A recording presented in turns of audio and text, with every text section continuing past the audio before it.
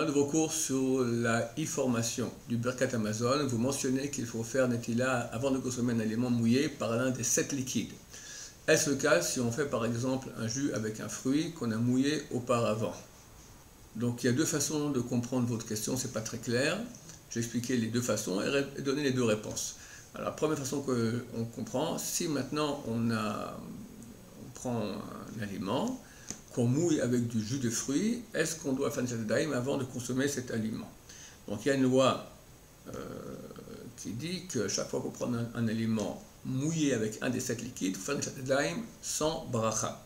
Quels sont ces 7 liquides?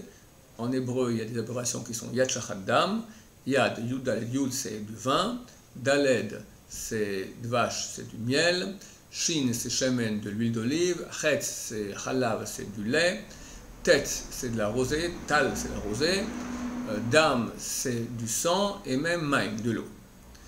Donc on voit qu'il n'y a pas le jus de fruits. Il y a en fait deux jus de fruits, entre guillemets, dans cette liste de 7 liquides. Un, c'est le jus de raisin, qu'on appelle vin, ou jus de raisin, c'est la même chose, n'allez pas fermenter, ça revient exactement au même. Et le jus, si je puis exprimer ainsi aussi, du jus d'olive, c'est-à-dire de l'huile d'olive. Ce sont les deux seuls jus de fruits qui nécessitent à faire Netilat Yadayim sur un élément qui sera mouillé au moyen d'un de ces deux jus. Mais tous les autres jus de fruits, c'est-à-dire si maintenant je presse un citron, je presse une mandarine, une orange, un pamplemousse, n'importe quel autre fruit, et j'en fais du jus, et j'y trempe un aliment, l'aliment est mouillé par ce jus, il n'y a pas de nécessité de faire un Netilat Yadayim. Alors par exemple, si maintenant on prend une salade, et je sais pas, des concombres, d'accord, et on verse dessus de l'huile d'arachide, pas dans Netilat Yadayim. Si on verse dessus de l'huile d'olive et qu'on a tendance à manger ces concombres avec la main, alors nécessité de faire Netilat Yadayim.